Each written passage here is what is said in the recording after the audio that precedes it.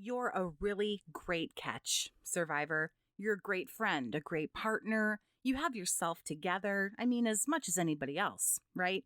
You're kind, generous, and a million other things.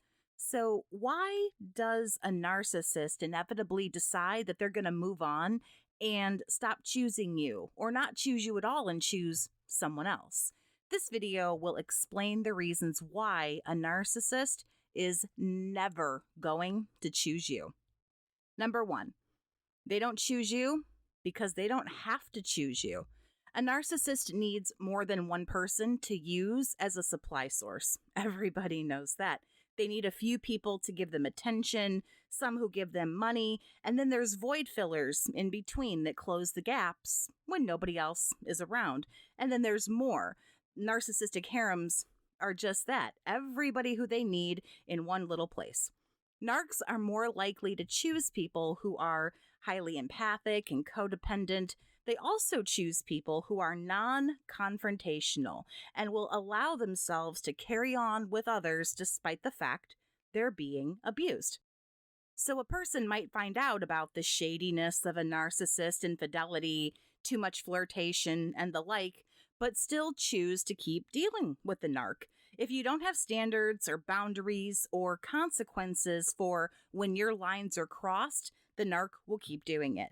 But once a narcissist knows that they can take full advantage of you, a person is never going to be picked, quote unquote. Here's the thing, why would they have to? They don't have to make you a primary source. They don't have to commit to you or marry you or whatever. They're already getting everything they want from you, and you're getting very little in return, but you're not asking for anything in return. So really, why would they? Why would they commit? Why would they say that you're the only one and then actually go through with it? They don't have to. Number two, they are completely bored of you. Relationships inevitably just become routine and pretty predictable.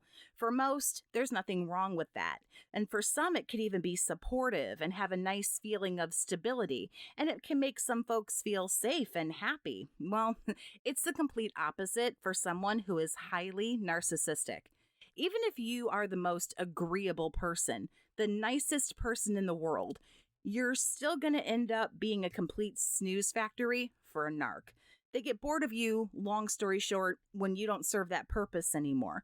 And again, that doesn't always mean that it leads to them discarding you and breaking up or whatever, but when a narc becomes disenchanted with you, they see it as a failure on your end. And when you're failing, you're crappy supply. So you're definitely not going to be picked if you're a bore. Number three, they want far more than you can provide. Narcs have low self-esteem. Not a shocker to anybody. This is why they need constant ego boosts. They need to feel 5 steps ahead of you. They need to feel powerful, in control. They need the praise, admiration, adoration, even fear for some of them. However, getting this is just not enough. Simply put, when you don't believe what someone is telling you, the words don't work. The quickest example I can give is if you tell a person they're handsome or beautiful, respectively, whichever, you tell them you find them attractive. If they don't feel attractive, if there's something that's just kind of, they're uncomfortable in their skin, nothing that you are going to say sinks in. They don't believe you. They take your words and just kind of put them off to the side. A narcissist does a very similar thing. But this is why no matter what you do, it isn't enough. A narc doesn't put the words off to the side. They attempt to absorb them. They attempt to absorb the love and attention, but it's not right. It's kind of like watering a plant with like soda or Gatorade or something. It's like the plant will absorb it, but it doesn't work right. The plant doesn't feel good. The plant wants the water. So you're just trying to fill an empty vessel, and it requires more and more and more. It's never going to be enough. What you do, which is totally enough, just is not accepted and not taken the way it needs to be. The narcissist doesn't feel confident, whatever the case may be, so the words just fall flat. And it doesn't do anything. That's why you have to keep doing it obsessively over and over. Same with actions. You go out of your way for them, show them how much you care, But then 5 minutes later, they get like narc amnesia and you need to prove it again because it only lasts so long. They get that high and it only lasts for so long. They come down, they need another one. You've got to keep the ego up. You've got to keep them happy. They can't do this for themselves, so it's up to you to do it. And as you know, Survivor, it's completely exhausting.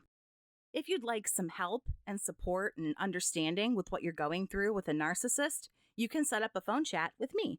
You can call or send a text to 833-288-4076 to get information right on your phone and set up an appointment. The link to my website is available for you down in the video description here if you want to get your info and book a chat that way. Lastly, you can get information emailed and set up a chat that way. Shoot an email to bookachatwithjess@gmail.com. Number 4, they're definitely not going to pick you when you criticize them. To challenge a narcissist or to criticize them, I just feel like that's a normal thing. When you love somebody, when you care about them, you want the very best for them. But narcs are very self-destructive creatures. They make a lot of really poor decisions. So at some point, you're more than likely going to speak up, offer advice or support, or even, yes, a challenge or a criticism. Something like, hey, maybe you don't want to take out a loan for 50 grand to start a business right now because you haven't worked in a couple years. Maybe that's kind of risky, ?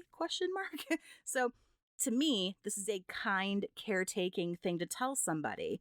But this is going against the narcissist and will not be tolerated under any circumstances. Narcs deal with and use what is called extremist thinking. I'm sure other people call it other things, and that's totally fine, but this is just what I call it, extremist thinking. There is no in the middle with a narc. It's all right or all left. It's black, white, up, down, whatever. If you don't love them, you are the enemy. If you don't think everything they do is great, you're not supporting them. When you live life with no shades of gray, which is like a lot of life, a lot of it is gray, this can make you look very contradictory and very confusing, which narcissists do. They're notorious for sounding and acting contradictory and very, very confusing because they cherry pick, so to speak, things that work for them and things that don't, and then they pick what they like and they reject the rest. And it helps to justify their behavior. You not being on board with one of their ideas turns into, you never believe in me. You always do this. You always think I'm gonna fail. You won't help me do anything. You think so little of me. When all you did was offer one suggestion one time, it turns into you never and you always. But I'm getting off track. These are other videos. So if you give them some critique, if you give them some criticism, even when you care about them, you're on the shit list. They're not going to pick you. Number 5, you're not the Pokemon for them and they're not going to choose you if they can't get their way. I mentioned this briefly in a previous point. It's a no-go for a narc when you have standards and boundaries, and this is true. You will definitely notice a change in how they treat you when you stand up for yourself. When you put yourself first, worry about you, and stop tolerating any kind of bullshit, they very quickly turn on you. A classic narcissistic move. When they don't get their way, when the tricks don't work anymore, they will flip on you, blame shift you, treat you like garbage, and you will not be the one they pick. Number 6, they need fresh, new drama. Narcs need new, shiny, exciting. They need drama. They need it all the time. You're only fun and exciting for so long. So imagine the narcissist as like a 5-year-old. They're sitting at a huge table surrounded by people, cake, food. It's like a whole thing. Friends, balloons. Hell, there's even a creepy ass clown there to freak out people like me who can't stand him. And there's a mountain of gifts, Survivor, okay? For this spoiled little brat who's at the head of the table, just up there looking bored as hell, okay? They open a gift, they smile, flip it around, examine it for a minute, and then go, huh, cool. And then, bloop, they toss it right over their head, and it lands in a little pile behind them, and they're on to the next. And this repeats over and over and over ad nauseum, and then you hear that familiar beeping. It's a truck backing up to drop off another truckload of fresh new drama, excitement, lies, bullshit, and new supply for this child who continues to be unsatisfied. Because these folks have the smallest attention spans I think I've ever seen in my life. There always has to be drama, making people upset, theatrics, and some narcs even go the legal route to try to scare people to drum up new supply. New supply just comes in anyway. It causes, it's a mess. It's trouble. It's a whole thing, survivor. I really want you to think about this and play this part twice or even more if you need to, because I'm going to speak from my heart when I say this. A narcissist is never truly going to pick anyone. You can argue that they do pick people because they get married, but to that I'm going to say, what does married have to do with anything?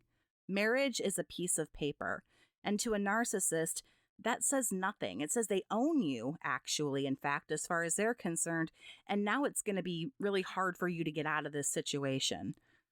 Awesome. How does this benefit you again? I want you to think about this. Give yourself some time today, or on a day when maybe you have a few minutes, literally just 5 or 10 minutes. You're worth it, survivor.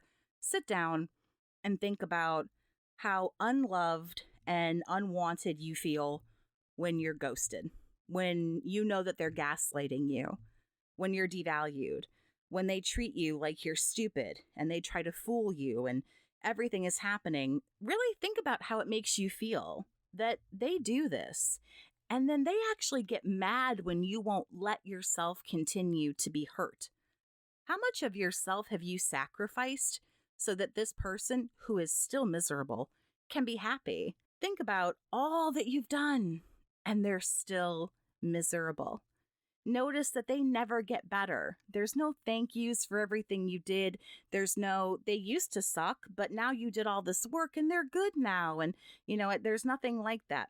Listen to me.